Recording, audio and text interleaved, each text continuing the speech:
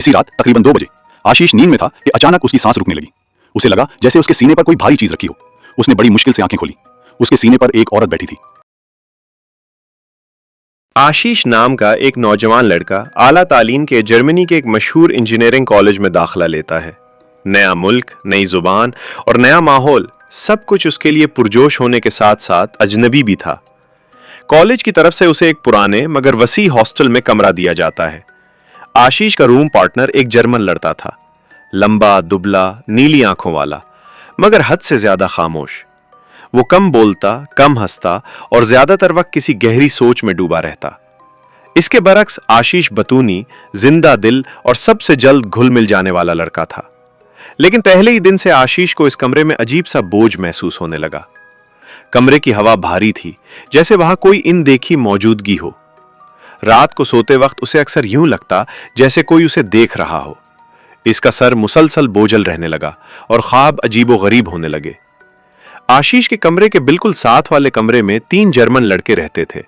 वो बहुत कम बाहर निकलते, पर्दे हमेशा बंद रखते और रात गए तक मध्यम आवाजों में कुछ पढ़ते रहते थे। एक रात आधी रात के करीब अचानक जोरदार आवाज आई। ऐसा लगा जैसे किसी ने पूरी ताकत से दीवार पर हाथ मारा हो। उसके फौरन बाद एक खौफनाक चीख सुनाई दी। फिर मध्यम मगर मुसलसल आवाजें, जैसे कोई मंत्र या पुरस्कार अल्फाज पढ़े जा रहे हों। आशीष घबरा गया, मगर यह सोचकर खामोश रहा कि शायद उसका वहम हो। अगली रात वही आवाजें और भी ज्यादा खौफनाक अंदाज में लौट आईं। इस बार आवाजों में एक अजीब गुस्सा और दर्द शामिल था। आशीष ने हॉस्टल वार्डन से शिकायत की। वार्डन, जो श्रीलंका का रहने वाला था, उस कमरे में गया। तीनों लड़कों ने पूरे एतमाद से इनकार कर दिया और कहा कि वो तो सो रहे थे।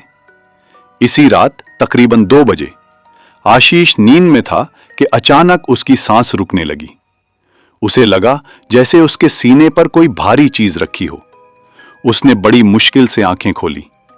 उसके सीने पर एक औरत बैठी थी।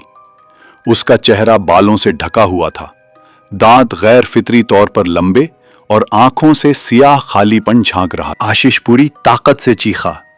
चीख सुनते ही आसपास के कमरे के सब लड़के आ गए, मगर वो 3 लड़के नहीं आए। इस वाकये के बाद वार्डन ने आशीष को फौरन हॉस्टल छोड़ने का मशवरा दिया और उसे एक हिंदुस्तानी लड़के राहल के साथ आरजी तौर पर रहने भेज दिया। राहल के कमरे में दाखिल होते ही आशीष ने सुकून महसूस किया। वहां की हवा हल्की थी, साफ थी। इसी रात राहल 12 घंटे गहरी नींद सोया। जागने पर उसने कहा, पता नहीं क्यों आज खुद को बहुत हल्का और ताकतवर महसूस कर रहा हूं। कुछ दिन बाद वही जर्मन रूम पार्टनर घबराया हुआ आशीष के पास आया। उसके साथ भी वही साया जाहिर हुआ था। उसने भी हॉस्टल छोड़ दिया। कुछ हफ्तों बाद खबर फैली, वो 3 जर्मन लड़के अपने कमरे में पुरअसरार हालात में मुर्दा पाए गए। दरवाजा अंदर से बंद था। तहकीकात के दौरान उनके कमरे से पुरअसरार किताबें, अजीब अलामतें और नामालूम रस्मों के शवाहिद मिले। इसके बाद वो कमरा हमेशा के लिए बंद कर दिया गया। आज भी जब कभी रात बहुत खामोश हो, आशीष को लगता है कि कहीं दूर से वही मंत्र दोबारा गूंज रहे हैं। वीडियो को लाइक और चैनल को सब्सक्राइब जरूर कर दें।